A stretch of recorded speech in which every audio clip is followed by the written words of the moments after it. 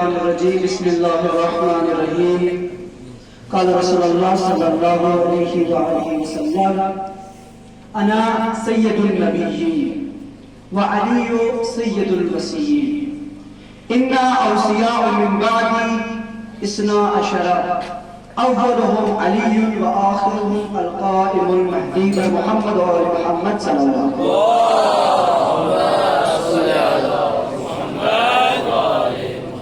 میں بالخصوص تمام خانوادے رسالت کی خدمت میں، علماء کرام کی خدمت میں اور آپ مومنین کی خدمت میں ولادت باسعادت منجی عالم بشریت مہدی موعود حضرت حجت بن حسن العسکری امام مہدی اجل اللہ تعالیٰ فرج شریف کی مبارکباد عرض کرتا ہوں.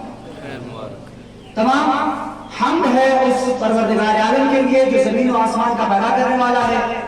لاکھ تعداد میں درود ہو محمد و آل محمد پر کہ جس نے مجھ جیسے حکیم اور آپ جیسے مومنین کو اس فرش محفل پر آنے کی توفیق عطا کی. خدا اپنی مخلوق سے مخاطب ہو کے ایک پیغام پہنچانا چاہتا ہے.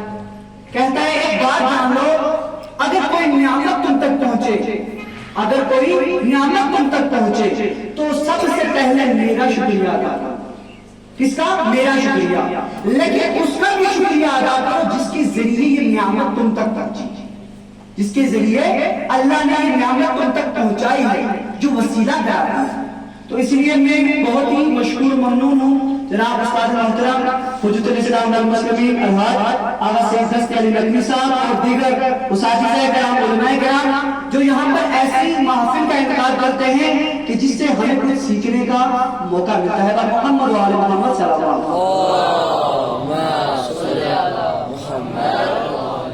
میں حوزہ امام ہادی علیہ السلام کے ادنا سا طالب علم، زیادہ وقت آپ کے سامنے حائل نہیں رہوں گا، بس چند منٹ کہ وہ پیغام جو پیغمبر اسلام نے دیا، وہ پیغام جو پیغام الہی ہے، جو پیغام حق ہے، وہ کیا ہے؟ علماء کرام آپ کے سامنے تشریف فرمائے ہیں، بہترین انداز میں آپ کے سامنے بیان کریں گے. میں مختصر سے ایک روایت آپ کے سامنے بیان کروں کہ اللہ نے کسی نبی کو مجتہد بنا کر نہیں بھیجا. یہ نہیں کہا کہ میں اسے مجتہد بنا کر بھیجا، نہیں.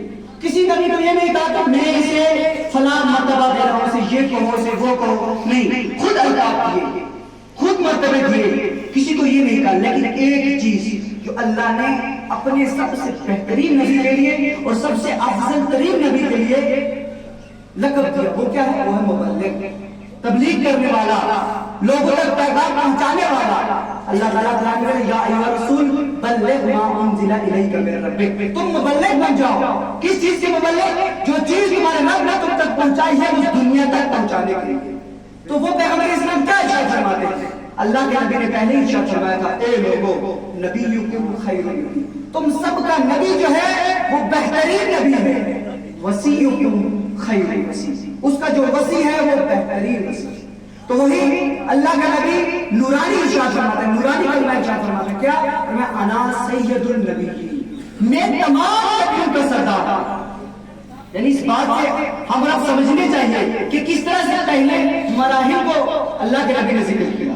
اے لوگوں میں جو تم تک پہنچا رہا ہوں، میرے جانے کے بعد کوئی ایسی بات نہیں جس کا جواب نہ ہو، جس کا حل نہ ہو. تمام جتنی چیزیں بھی ہیں وہ میں نے کیا کیا ہے؟ اس دین مبین میں ڈال کر تم تک پہنچائی ہے.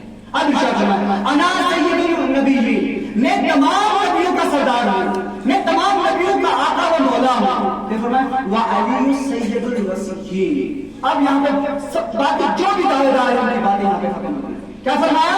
میرے پاس جو علی ہے یہ تمام اوصیاء کا سردار ہے، تمام اوصیاء کا سردار ہے. میرے بعد میرا جانشین ہے. اب ہم پیغمبر اسلام کو بھی مانا، ان کے بعد امیر المومنین کو بھی مانا. یا رسول اللہ اس کے بعد کیا کریں؟ فرمایا اوصیاء من بعدی، اے لوگوں میرے بعد جو میرے اوصیاء ہوں گے، میرے بعد جو میرے جانشین ہوں گے 12، کتنے ہوں گے؟ 12 ہوں گے. میرے بعد میرے جانشین 12 ہوں گے. یا رسول اللہ باقی لوگ بھی تو دعویٰ کریں گے 12 کا، ہم کیسے پہچانیں گے؟ آپ پیغمبر اسلام نے دیکھو کس طرح سے واضح ترین الفاظ میں فرمایا اب قولہم علی، وہ جو میں نے تمہیں 12 بتائے ہیں ان میں سے پہلا جو ہوگا وہ علی المرتضیٰ ہے، امیر المومنین علی ابن ابی طالب علیہ السلام. اے لوگوں میرے جانے کے بعد علی کی پیروی کرنا، علی تمہارا آقا و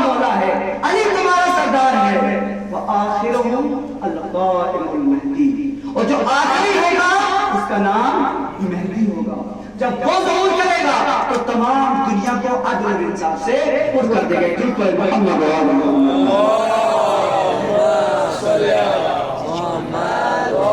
جب ہم بات کریں امامت اور رسالت کی، ہمارے استاد محترم مولانا جواد روحانی صاحب آپ کے سامنے تشریف میں ہمیشہ ہم کو جملہ فرماتے تھے، کہتے ہیں پیغمبر اسلام کی حدیث ہے، کیا خود معصومی علیہ السلام کی حدیث ہے کہ اگر اماموں کو کم ترین ان کی معرفت حاصل ہو، انسان کو کم ترین معرفت جو ہم امام کی وہ معرفت حاصل نہیں کر سکتے.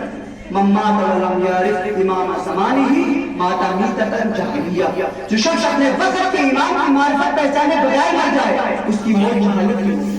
تو وہ معرفت کیا ہے؟ فرمایا کم ترین معرفت جو ہے، جو انسان امام کو کچھ نہ جانتا ہو، وہ جب امام کی معرفت حاصل کرے وہ معرفت یہ ہے کہ تو وہ بالکل نبی کی طرح امام کی اطاعت کرے. جو کام اس نے نبی کے ذریعے انجام دیے تھے وہ معصومین علیہ السلام کے کیا اس طرح سے معرفت حاصل کرے. جب ہم دیکھیں امامت اور رسالت کیا ہے تو اللہ کے نبی کا ارشاد ہے علی ابن ابی طالب منی کا روحی فی جسدی، اس طرح ہے میرے لیے جس طرح جسم کے اندر روح ہوتی ہے. یعنی رسالت کی جو روح ہے وہ امامت ہے. اس لیے اللہ نے ارشاد فرمایا یا رسول بلغ ما انزل الیک من ربک وان لم تفعل فما بلغت رسالته.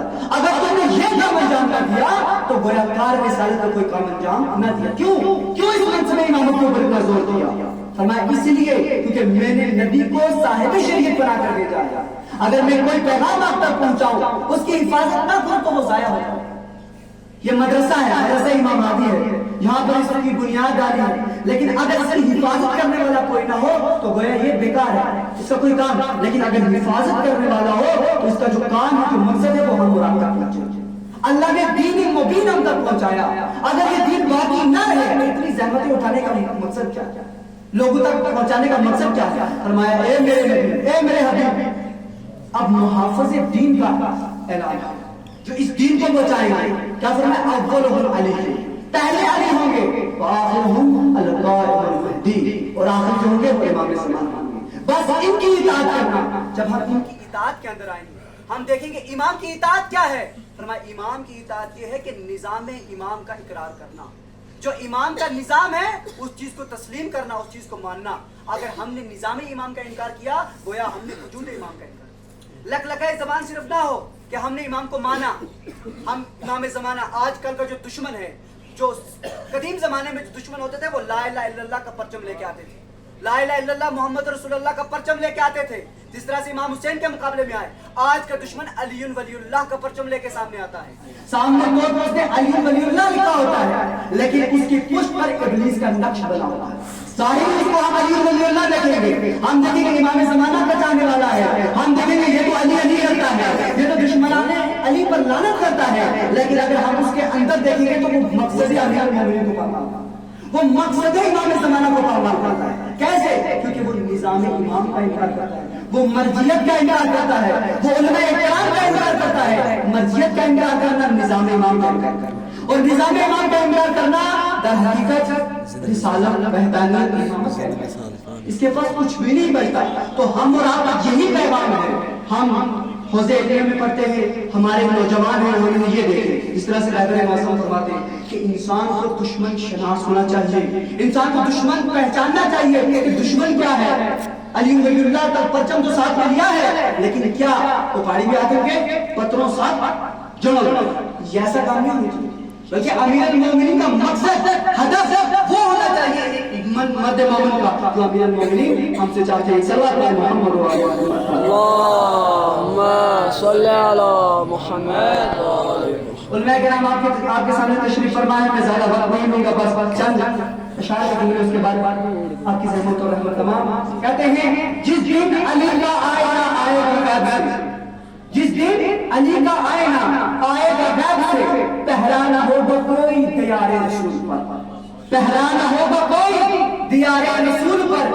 گھی کے دیے جلیں گے مدینے میں ہر طرف، گھی کے دیے جلیں گے مدینے میں ہر طرف. جشن امام ہوگا مزار طول پر، جشن امام ہوگا مزار طول پر. اس کے بعد امیر المومنین کو یہ منصب ملنا، تمام اولاد امیر المومنین کو، وہ جو جناب ابراہیم کی دعا دکھلائے میری ذریت پہ منتقل کرتا ہے۔ اس کے بعد بات شاعر کہتا ہے بڑا عظیم بہت بہترین کام، بڑا عظیم بہت بہترین کام ہوا، خدا کا دین علی مرتضیٰ کے نام ہوا۔